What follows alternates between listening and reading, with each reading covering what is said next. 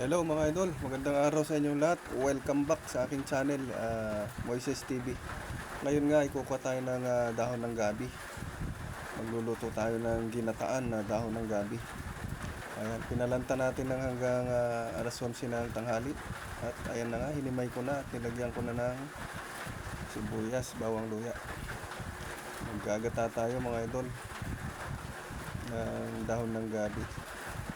Binili ko ay dilis, malilit na dilis, at saka yung tuyong hipon, panahog sa ating ginataang dahon ng gabi.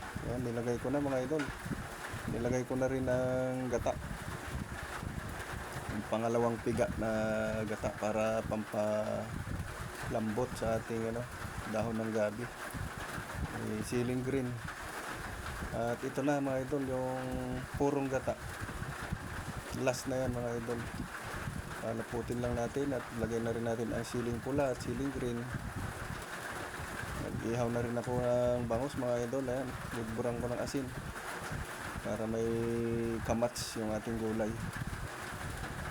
Babalutin natin ng dahon ng saging para hindi siya masunog kahit walang baga. Apoy ang pang-iihaw natin mga idol. Ayan, apoyan lang natin ng apoyan hanggang maubos yung kanyang dahon na nakabalot. Ayan mga idol, luto na, naubos na yung kanyang dahon. Tikman natin mga idol. Ayan, usok-usok pa. Pinalang ko pa yung kanin mga idol, maya maya pa yan maluluto. Tikman muna natin tong inihaw na bangus. Okay mga idol, sarap. Ito, tikman pa natin, sausaw natin dito sa kalamansi toyo. Ayan, okay mga idol. Ayan, luto na yung ating kanin at ito na rin yung ating ginataan na gabi. Ayan. Kain na tayo mga idol at tanghali na. Sa alas 12 na ng tanghali ngayon. Medyo maulan-ulan kaya hindi masyadong mainit ang sikat ng araw. Ayan mga idol, kain na.